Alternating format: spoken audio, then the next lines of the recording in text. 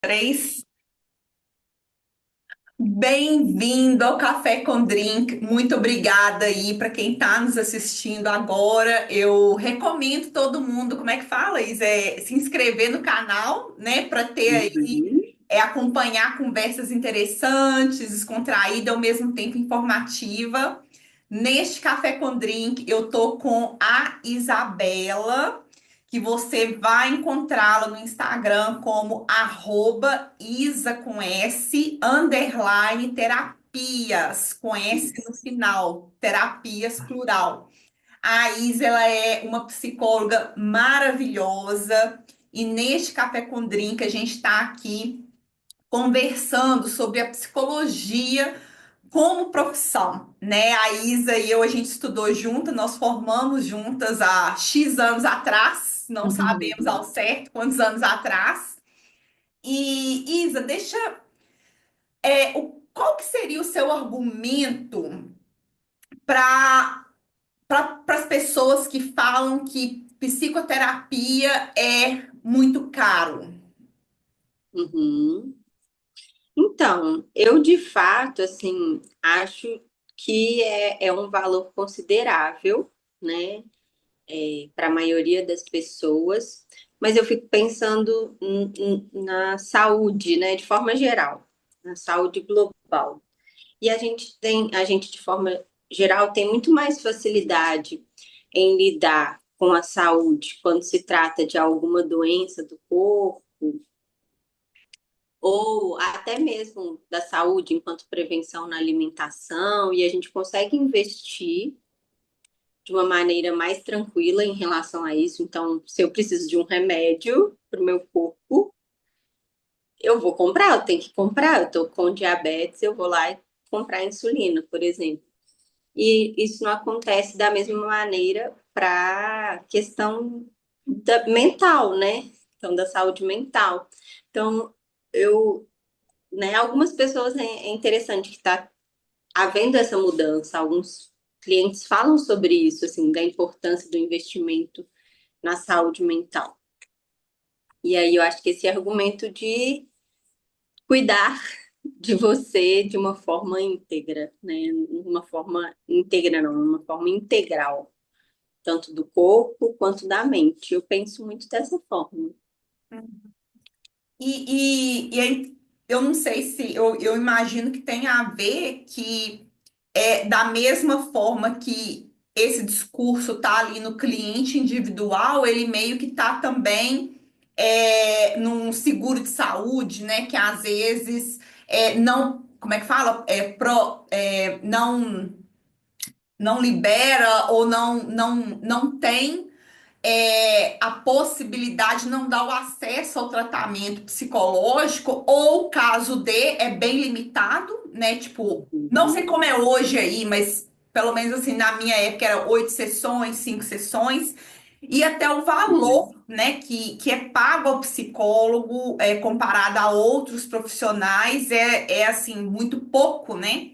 Então, esse muito. discurso aí, às vezes, né, da pessoa que fala, a psicologia ela é muito cara, o tratamento terapêutico é muito caro, ela tem aí um outro lado, que é aí a psicologia é bem banalizada ou bem barata, né? Que é o lado aí da instituição ou da empresa, como é que chama? Fornecedora de saúde, seguro de saúde, né? Uhum, E eu acho sim. que isso às vezes passa pela questão da valorização da psicologia no Brasil. E o que que você acha da valorização da psicologia no Brasil, assim, enquanto você era estudante, depois que você formou e hoje como profissional? Uhum.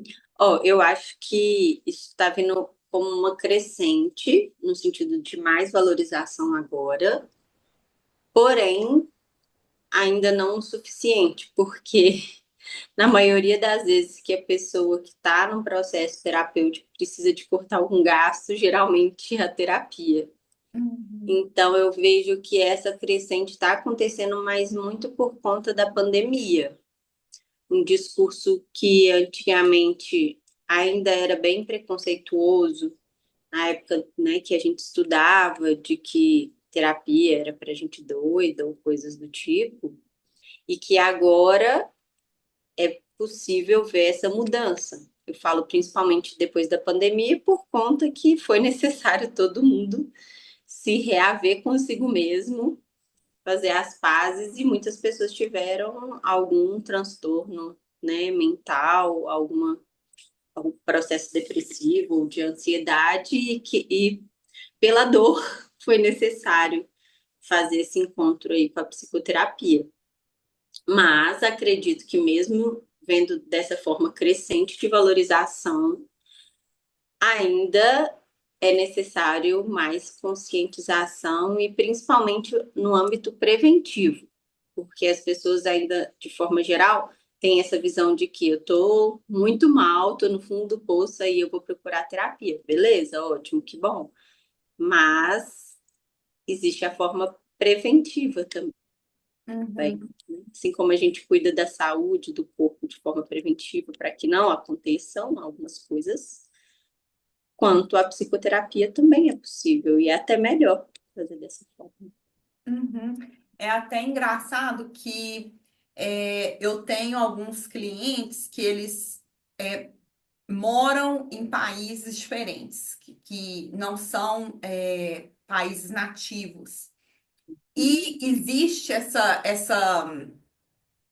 cultura também. Se, vamos supor, se eles perdem o emprego, né, corta a psicoterapia. E, mas até então é completamente entendido, porque se você perdeu o emprego num país que não é seu país de origem, você está arriscado a ter que sair do país, né? Uhum. Então, assim, as prioridades acabam que mudam devido à urgência, à emergência da situação. Sim. Mas o que eu notei, principalmente com esses clientes também, é que a questão da saúde, também, isso que você mencionou, visto como é, não é vista como preventiva, né? O cuidar da saúde ou ir ao médico, ir a um hospital fazer uma revisão, ver como é que tá tudo. Isso também existe. Tá lado a lado com a questão da terapia, né? Assim, só vai quando tá no fundo do poço, ou quando as coisas estão ruins. Há aquela coisa bem bacana, que aí quando a pessoa estabiliza ou arruma um emprego, aí volta a terapia de novo. Sim. Isso é bem legal, mas eu vejo que isso é uma coisa que não tá só limitada no Brasil e Ah, sim. é muito Uhum. mais intenso com pessoas que moram fora do país de origem, sabe? A Isso assim, instabilidade é maior, né? A é, insegurança, a rede de apoio. exatamente, exatamente. E o que que você acha assim que poderia ser feito para a psicologia ser mais valorizada no Brasil? Uhum. Ó, é ruim pensar por esse lado de que as pessoas aprenderam pela dor, que eu falei no sentido da Covid, porque de fato não foi legal para a maioria das pessoas viver isso, né? Esses episódios assim dessa forma tão traumática, né, de isolamento. E aí eu fico pensando assim, sem uma resposta definida, mas qual seria o outro viés pelo caminho do amor, né? Vamos dizer assim, como a gente poderia trabalhar de forma preventiva e de forma educativa para conscientizar as pessoas, sabe? E aí eu fico pensando, às vezes, né, até nas mídias, que cada vez mais a gente vê memes ou pessoas postando sobre isso, sobre a terapia, que eu acho que já é uma forma, mas fico pensando muito no Estado, enquanto governo mesmo, em políticas públicas, porque a gente sabe que o acesso é para um recorte, né, de classe social. Então, assim, minha resposta ela não vai ser tão clara no sentido de que eu tenho uma solução que eu acho que seja de fato, de bate-pronto assim, mas que eu vejo caminhos que, para além de ter que acontecer algo ruim, como uma pandemia, e as pessoas verem isso, que existe o caminho educativo também. Você acha que essa, digamos aí, desvalorização, né, que meio que existe aí da profissão psicólogo, ela também, de alguma forma, se apresenta nos profissionais? Você repete a pergunta. Tipo assim, se você acha que há uma coisa do psicólogo, estou falando assim, não estou generalizando, mas você acha que existe aquela coisa do psicólogo se vê ali, como é que eu vou dizer, um pouco, ver um pouco a profissão desvalorizada, ou ver um pouco assim, ah, eu não sou tão importante. Você acha que existe isso? Por parte do profissional, Do profissional, eu acho que existe um recorte aí de qual é a época de formação, Hum, porque quanto mais, aí eu não vou saber falar assim muito antes, né, da nossa formação, como que era, mas quanto mais próximo aí dos 15 anos de formado, eu percebo que a insegurança nesse sentido é maior, quanto a firmar financeiramente e ter um retorno positivo de clientes. E quanto mais jovem, eu percebo um pouco menos dessa insegurança por conta daquilo que a gente conversou, de que foi criado, né, hum, esse lugar de ser muito difícil esse sucesso dentro da psicologia. Então, de alguma forma, eu acho que está no profissional, sim. Até na minha rede aqui profissional, eu vejo o quanto a mudança de carreira para a área da psicoterapia é difícil, e a gente, na maioria, somos psicólogas, né, mulheres. O quanto essa insegurança de se manter com a psicoterapia, todas as pessoas profissionais que eu conheci com essa transição de carreira, de qualquer área, para a psicoterapia, para a clínica, sofreram com essa insegurança que você me perguntou. uhum. E até voltando a uma coisa que você falou, mais ou menos ligado a esse ponto lá, em um dos primeiros blocos, que eu aconselho todo mundo a assistir tudo. É tão interessante, né? O tanto que assim a psicologia, eu não sei se agora quem está formando agora, mas pelo menos assim da nossa época, né? Veio com aquela coisa, eu quero ajudar os outros, a psicologia ajuda o outro. O tanto que a psicologia se agarra, né, a esse termo ajudar, sendo que assim, se a gente for analisar ou explorar, toda profissão ajuda o próximo, né? Então vamos supor Uhum. aí. Um cabeleireiro ajuda a pessoa a ficar bem consigo mesma, né? Ajuda aí na autoestima.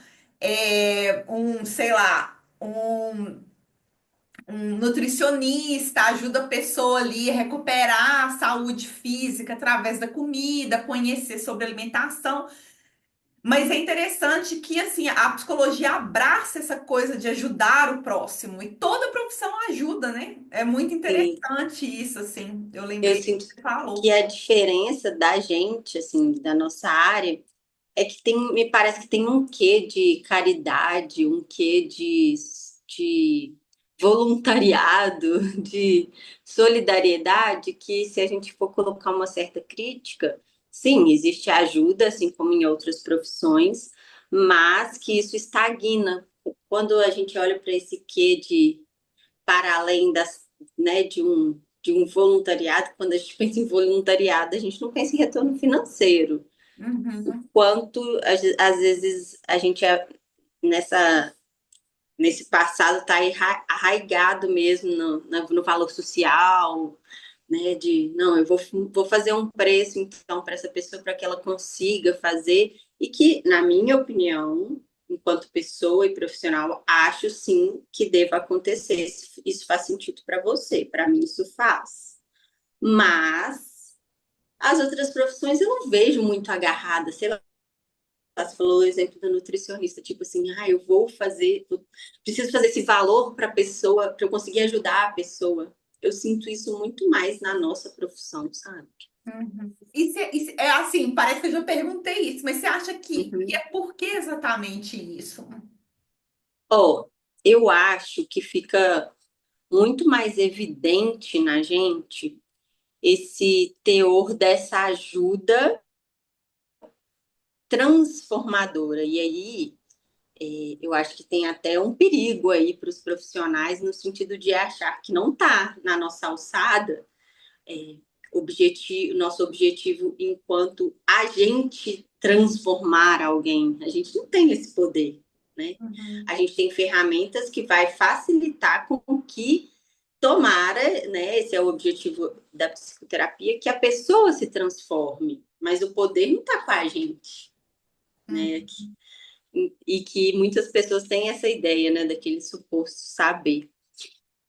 Mas eu vejo que eu até estava pensando aqui, tem algumas outras profissões, tipo serviço social, dependendo ali da área da saúde, enfermagem, essas profissões assim que envolvem mulheres, em sua maioria, e que tem um teor de transformação de alguma forma. No nosso caso, né, do ser, da mente, enfim, e de outros casos, às vezes, de salvar vidas mesmo, enfim.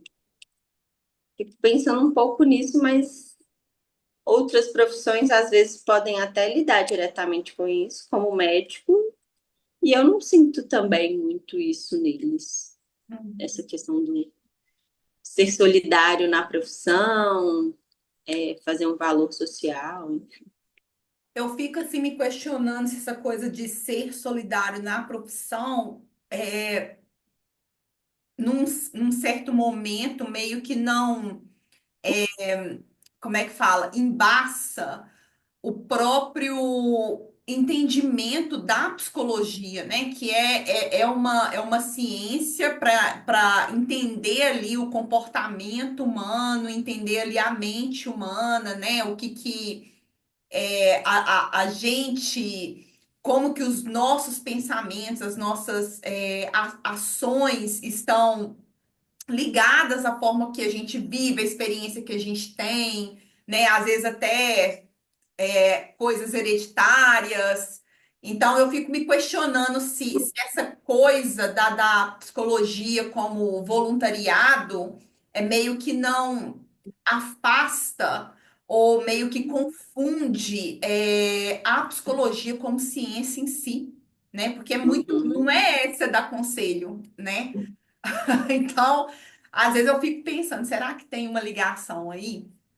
Sim, e que é um perigo, né? Assim, até da gente falar e esclarecer isso, assim, porque é difícil dar nome para isso que a gente está falando, porque de fato não é voluntariado, a gente não faz isso. Não Uhum, é o nosso espaço é profissional e de troca. Então, na medida que eu ofereço as minhas ferramentas profissionais, dos estudos, da capacitação que eu tenho profissional, em troca eu vou receber um valor por isso, um valor determinado.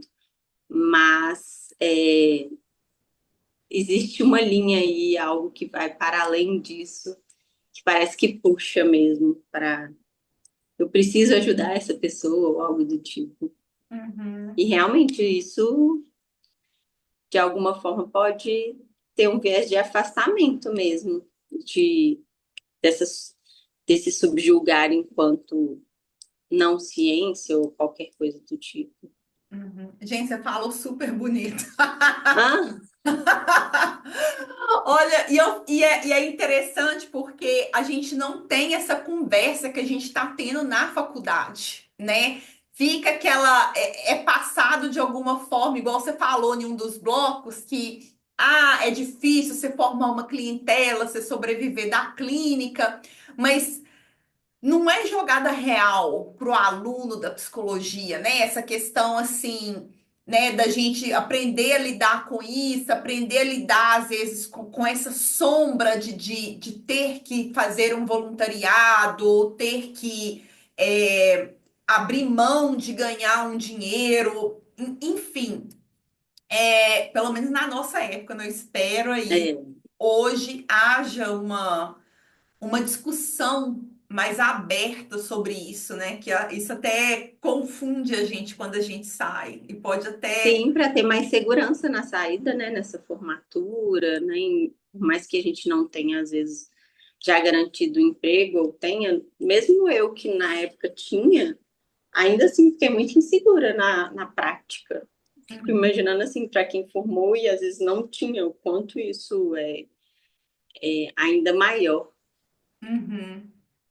Você acha que as redes sociais, quais são as vantagens e desvantagens das dos psicólogos aí nas redes sociais com relação a essa coisa da valorização da psicologia e da visão da psicologia como profissão e como ciência? Qual que é o papel Uhum, aí do psicólogo na rede social? uhum.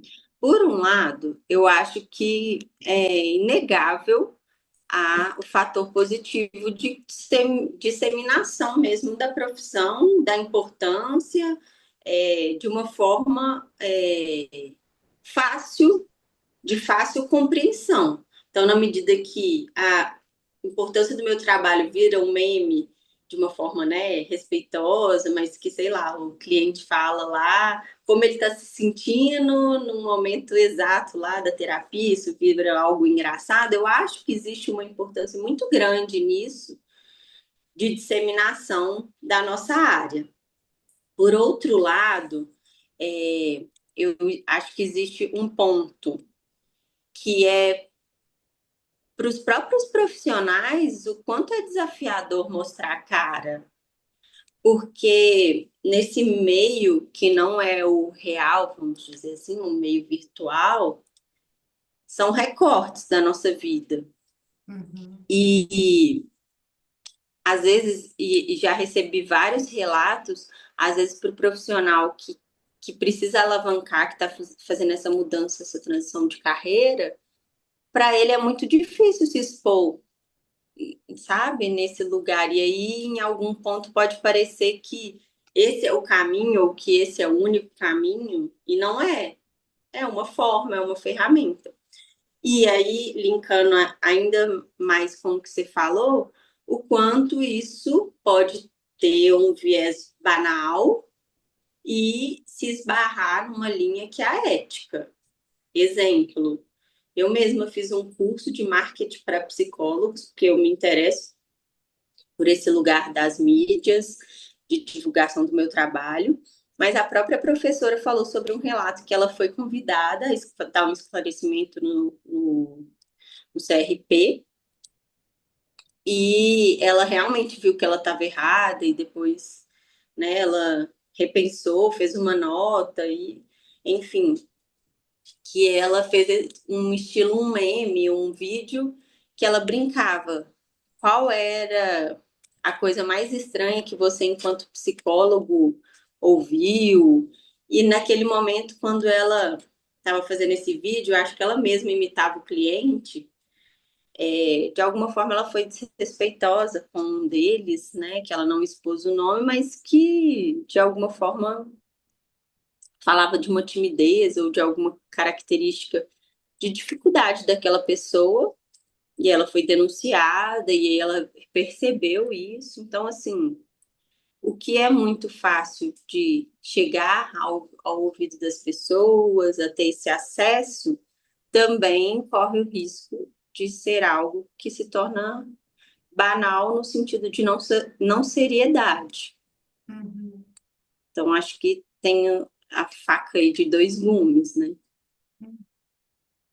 Você, é, eu vou voltar um pouquinho nessa coisa porque você tá, toda hora eu falo, abro, né, o bloco falando da sua página no Instagram. Uhum. Foi assim difícil para você?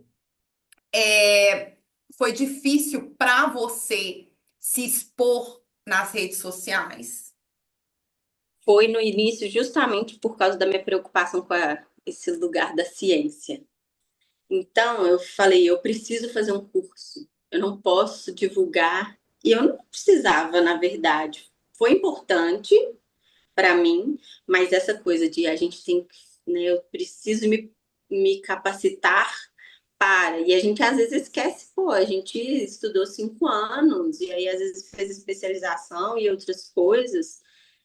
Então veio essa pulguinha do eu tenho que fazer curso, curso, curso. Enfim, fiz, foi bom, mas me deu muita insegurança no começo. Eu li algumas notas do CFP de orientação, porque existem orientações de como o psicólogo deve se portar nas redes sociais, nesse espaço virtual, existem regras, Uhum. né, de como a gente deve se portar.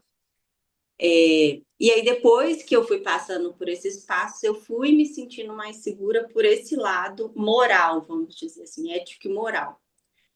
E passou também pelo lugar de vergonha, de autoestima, de repensar se eu era boa mesmo na hora de falar em frente à câmera, não fazer 10 vídeos para às vezes usar um. No início eu fazia muito isso. E que de alguma forma foi um trabalho legal, assim, de hoje ser mais espontânea e às vezes vou errar mesmo o jeito de falar e não tem problema e eu, né, conserto. Eu acho que isso trouxe mais naturalidade e autoconfiança para eu poder ser eu mesma sem precisar fazer e fazer e fazer de novo. Às vezes vai ser necessário. Não ficou bom um vídeo mesmo, mas a exigência no início era muito grande, num lugar que não era para evoluir no sentido de qualidade de vídeo, de material, mas mais de culpa de não ser boa o suficiente, sabe? Bem. Bom, nós vamos voltar para o próximo bloco, que eu tenho perguntas, isso ainda dá pano para manga. A gente vai voltar no próximo com mais café com drink. Então, deixa eu parar Combinado. aqui de gravar. Deixa eu ver aqui. Stop.